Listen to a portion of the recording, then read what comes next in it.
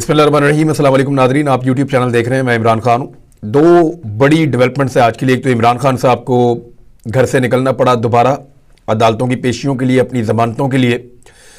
बहुत सारे लोग ये सवालात उठा रहे हैं कि इमरान खान साहब खुद ज़मानतें करा रहे हैं और अपने दोस्तों को, अपने साथियों को वो गिरफ्तार करवा रहे हैं। इस पॉलिसी के ऊपर कुछ लोग तनकीद भी कर रहे हैं और कुछ हद तक उनकी तनकीद जायज़ भी है। लेकिन इमरान खान साहब ने इन केसेस में गिरफ्तारी नहीं देनी।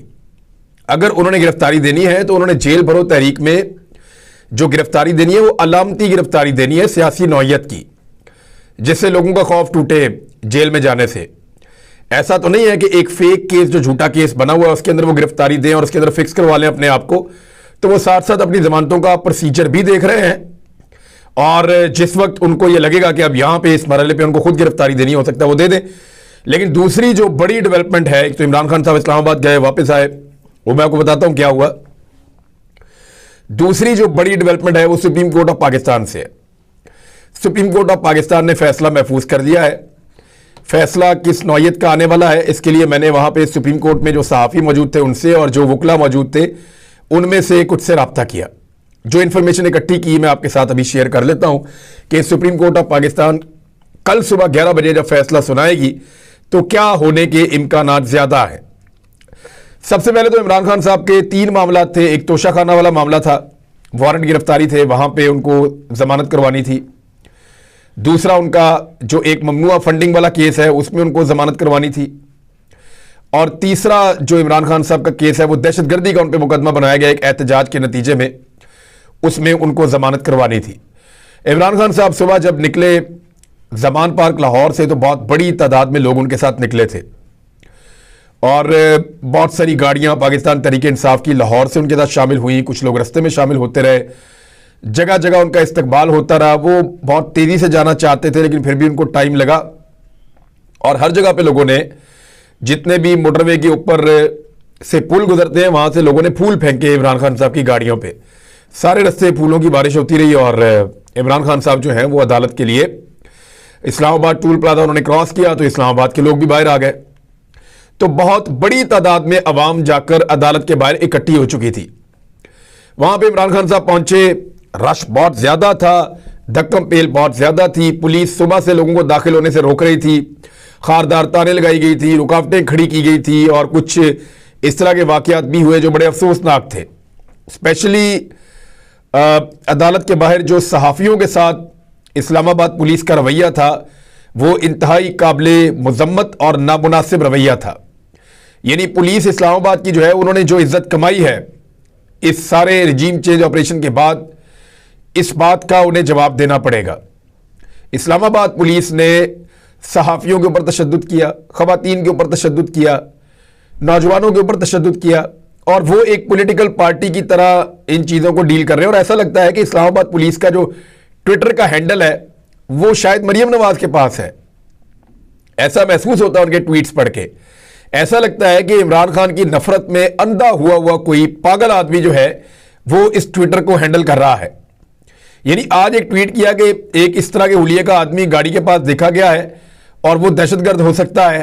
अब उसको पकड़े भी जाके अगर आपने देख लिया तो वो कहते हैं लोग यहां से चले जाएं, क्योंकि आज कुछ इतलात के मुताबिक इमरान खान साहब को गिरफ्तार करने का प्लान किया गया था और इमरान खान साहब को अकेला करके गिरफ्तार करना था।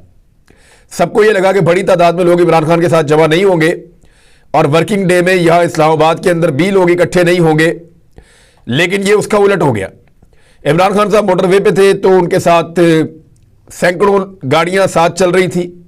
जब वो इस्लामाबाद उतरे तो ये हजारों का काफिला बन गया, लोग हजारों की तादाद में साथ आ गए और जब अदालत के बाहर पहुंचे तो फिर एक पूरा जलसा गाह थी, पूरा जलसा पूरा ही चल रहा था अदालत की जानिब। और ये बगैर किसी कॉल के है। पाकिस्तान तहरीक इंसाफ ने, इमरान खान साहब ने इसके लिए लोगों को बुलवाया नहीं, कोई कॉल नहीं दी, लोग उनका इस्तकबाल करने के लिए आए थे। तो ये अदालत के अंदर इमरान खान साहब गए तो उनकी 2 जमानतें तो कंफर्म हो गई। एक जो मामला है ममनुआ फंडिंग वाला वो भी, और दूसरा जो दहशतगर्दी की अदालत के अंदर उनका मामला था वो भी। अब जो तीसरी थी तोशाखाना में, वहां पे उनकी जमानत कंफर्म नहीं हुई बल्कि उनके गिरफ्तारी के वारंट जारी हो गए। उसके बाद एक ऐसी सूरत हाल बनाई गई और हुकूमत ने पूरा असेसमेंट किया कि क्या यहां से इमरान खान साहब को गिरफ्तार किया जा सकता है और हर तरह की असेसमेंट के बाद जवाब यह गया कि इस आदमी को यहां से गिरफ्तार नहीं किया जा सकता क्योंकि बहुत बड़ा सानिया हो सकता है। लोग इमरान खान की गाड़ी और इमरान खान का साथ छोड़ने के लिए बिल्कुल तैयार नहीं है। तो फिर इमरान खान साहब ने उसके लिए दोबारा जमानत के लिए अप्लाई किया, उनको जमानत मिल गई और इमरान खान साहब अपनी तमाम जमानतें करवाने के बाद इस्लामाबाद से निकले और वापस लाहौर जमान पार्क पहुंचे। इमरान खान साहब जब सुबह जमान पार्क से निकले तो इमरान खान साहब की जमानत कैंसिल होगी तोशाखाना केस में, इसका आइडिया लाहौर की इंतजामिया को कैसे हुआ, ये एक बड़ा सवाल है। क्योंकि जैसे ही इमरान खान साहब जमानत पार्क से निकले तो फौरी तौर पे पुलिस ने वो रुकावटें जो इमरान खान साहब की हिफाजत के लिए उनकी गली के अंदर लगाई गई थी, अंदर बंद गली में, वो रुकावटें पुलिस ने उठाना शुरू कर दी और ट्रकों में भर के लेकर जा रहे थे। कारकुन वहां पर थोड़े बहुत जो जमा हो गए, उन्होंने पुलिस के सामने मुजामत की और इंतजामिया को उन्होंने कहा कि आप ये कहां लेकर जा रहे हैं, ये तो इमरान खान साहब ने वापस आना है। और इसके ऊपर वहां पे दींगा मुश्ती भी हो गई, लेकिन पुलिस और इंतजामिया वो रुकावटें उठाकर ले गई, कैंप उन्होंने उखाड़ दिए। ऐसा लगता था कि इमरान खान साहब के बारे में ये मनसूबा बना लिया गया है कि वो इस्लामाबाद से वापस लाहौर नहीं पहुंच पाएंगे और शायद इंतजामिया को पहले पता था कि एक जमानत इमरान खान साहब की खारिज हो जाएगी और उसमें उनके वारंट गिरफ्तारी जारी होंगे और वहां पर उनको गिरफ्तार कर लिया जाएगा। लेकिन सिचुएशन कंट्रोल से बाहर हो गई। इमरान खान साहब अपनी जमानतें करवा के वापस लाहौर की जानिब आ गए और अब चीजें दोबारा से कंट्रोल में आ जाएंगी। दूसरी जानिब जो इमरान खान साहब पे गोलियां चलाने वाला मुलजिम है नवीद, वो मुलजिम जब अदालत में पेश होता है तो आपको पता है वीडियो लिंक के जरिए से होता है।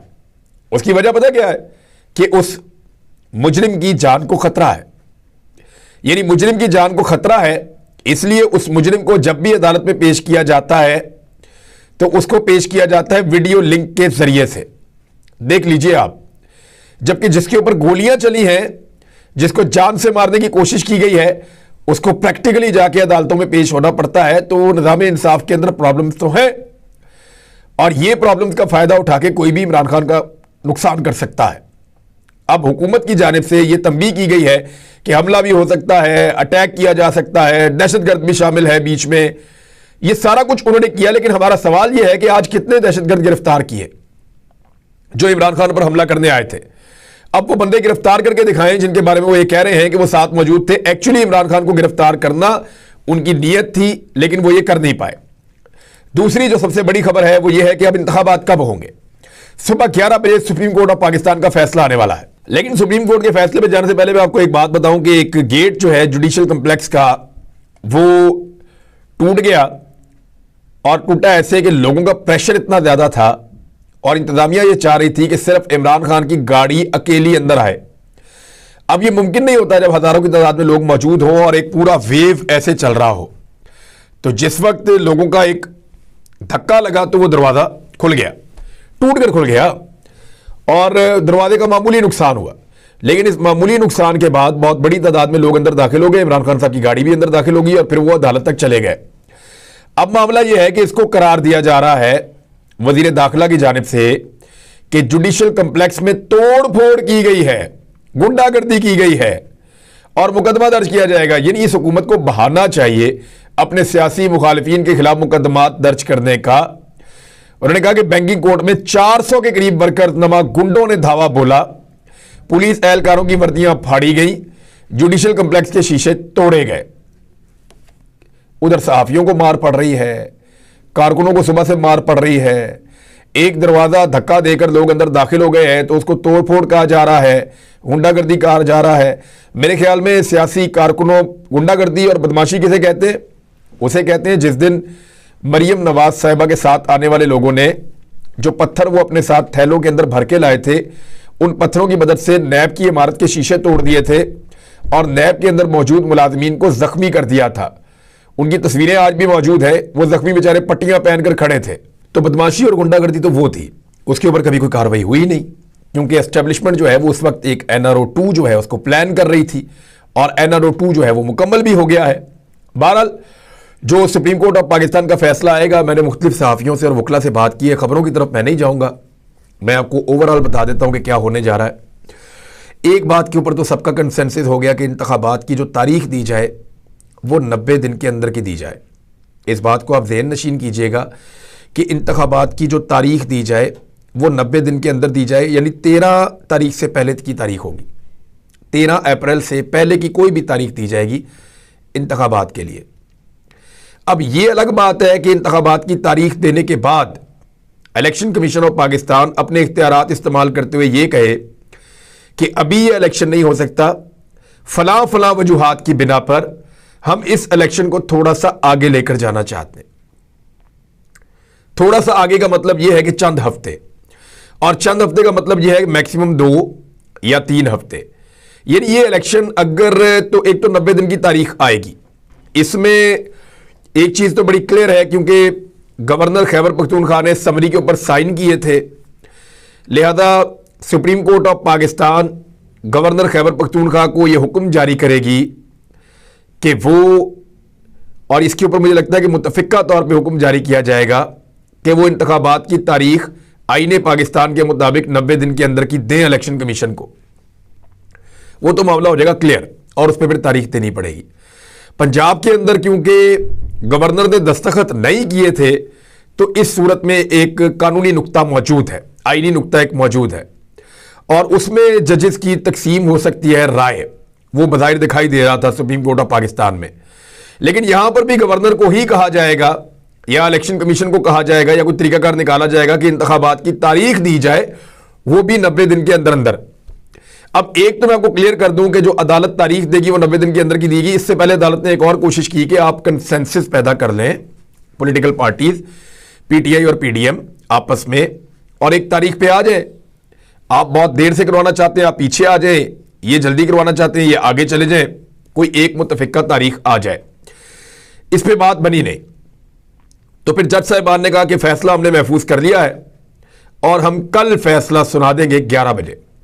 अब 11 बजे बुध की सुबह फैसला सुनाया जाएगा। मैंने आपको थोड़े दिन पहले यह कहा था कि यह मामला बुध वाले दिन से आगे नहीं जाएगा, मैक्सिमम मंगल को या बुध को यह हो जाएगा, और मंगल को फैसला हो गया और बुध को यह फैसला सुनाया जाएगा। एक तो इस बात का बंदोबस्त किया जाएगा कि 90 दिन के अंदर इंतखाबात करवाए जाए, लेकिन उसके बाद इलेक्शन कमीशन ऑफ पाकिस्तान अगर एक नई डेट देने की कोशिश करता है तो यह मामला वापस अदालत में चला जाएगा, और अगर यह मामला वापस अदालत में जाता है तो चंद हफ्ते से ज्यादा डिले इलेक्शन में नहीं हो सकता, जब तक कि पाकिस्तान में खुदा ना खास्ता कोई बहुत बड़ा वाकया ना हो जाए, तो डिले हो नहीं सकता। मोहतरमा बेनजीर भुट्टो की शहादत के बाद भी पाकिस्तान में इंतखाबात हुए थे, और बहुत ताखीर से नहीं हुए थे, चंद हफ्तों के बाद हो गए थे। उससे बड़ा वाकया तो हमारे पास माजी में कोई ऐसी मिसाल नहीं मिलती। तो तब भी पाकिस्तान में इंतखाबात हुए थे, तो अब भी पाकिस्तान में इंतखाबात होंगे, और इंतखाबात होंगे 90 दिन के अंदर की तारीख दी जाएगी। अगर उसको आगे ले जाने की कोशिश की गई तो फिर उसमें supreme court of Pakistan maximum चंद हफ्ते से ज्यादा आगे नहीं जाने देगा। यह मामला दोबारा अदालत में आ सकता है, इस बात को याद रखिएगा। अब इलेक्शन होंगे कब? देखिए, अगर आईन और कानून के मुताबिक हो और सहूलतकार इस बात को मान लें कि चले अब डेट आ गई है, इस पर इलेक्शन करवा दिए जाएं, और एस्टेब्लिशमेंट इस बात को तस्लीम कर ले कि कोई बात नहीं, इमरान खान जीत रहा है तो जीतने दें, अवाम को फैसला करने दें, तो फिर तो रमजानुल मुबारक के अंदर इंतखाबात हो जाएंगे। 9 तारीख सबसे सूटेबल तारीख है, 9 अप्रैल को हो जाएंगे इंतखाबात। लेकिन अगर वो हटदर्मी दिखाते हैं और दोबारा से तारीख आगे जाती है, तो भी मई के आगाज में और अप्रैल के आखिर में, इसी बीच में कहीं ये इंतखाबात होंगे, क्योंकि छोटी ईद को गुजारा जाएगा और उसके बाद या अगला इतवार या उससे अगला इतवार, यानी ये 10 मई से पहले पहले ये इंतखाबात फिर होने हैं। इससे ज्यादा आगे जा नहीं सकते, इससे ज्यादा आगे जाने की वजह नहीं है। और एक चीज जो बड़ी अच्छी सेटल हो गई है सुप्रीम कोर्ट ऑफ पाकिस्तान में, बड़ी क्लियर हो गई है कि ये जो आपके पास मर्दमशुमारी का रिकॉर्ड मौजूद होता है उसी के ऊपर इंतखाबात होते हैं।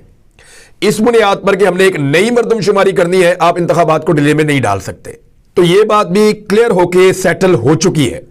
अब मामला यह है कि मकबूलियत का आलम यह है कि लाहौर से इमरान खान साहब इस्लामाबाद तक गए और पूरे रास्ते में ऐसा लगता था कि इलेक्शन की एक कंपेन है, और राजनपुर के इलेक्शन में जो दुर्गत बनी है पीडीएम की, वो भी आपके सामने है। और पीडीएम के सहूलतकारों के ऊपर पाकिस्तान की अवाम को गुस्सा भी बहुत है, और एस्टेब्लिशमेंट के खिलाफ पाकिस्तान की अवाम जो है वो तुली हुई है कि हमने इस दफा वोट उसी को डालना है जो एस्टेब्लिशमेंट के अगेंस्ट है, और वो इस वक्त इमरान खान साहब को ये समझते हैं। और ये जो महंगाई बेरोजगारी, ये जो हालात खराब हुए हैं गवर्नेंस के, पाकिस्तान के अंदर एक बदतरीन माशी सूरत हाल है, उसके लिए भी लोग जिम्मेदार इसी पीडीएम की हुकूमत को समझते हैं। तो इस वक्त इलेक्शन सूट तो उनको नहीं करता, लेकिन इलेक्शन गले पड़ा हुआ है। ये अगर आईने पाकिस्तान के मुताबिक 90 दिन में ना भी करवाएं तो ये मैक्सिमम इसको 20 दिन और खींच सकते हैं, 2-3 हफ्ते, इससे ज्यादा आगे जा नहीं सकते। तो इंतखाबात तो लड़ने पड़ेंगे और इंतखाबात का सामना करना पड़ेगा। अब सामना कैसे करेंगे, कुछ और चीजें आपको अगले वीलॉग में बताऊंगा। अब तक के लिए इतने, अपना ख्याल रखिएगा, अपने चैनल का भी। अल्लाह हाफिज।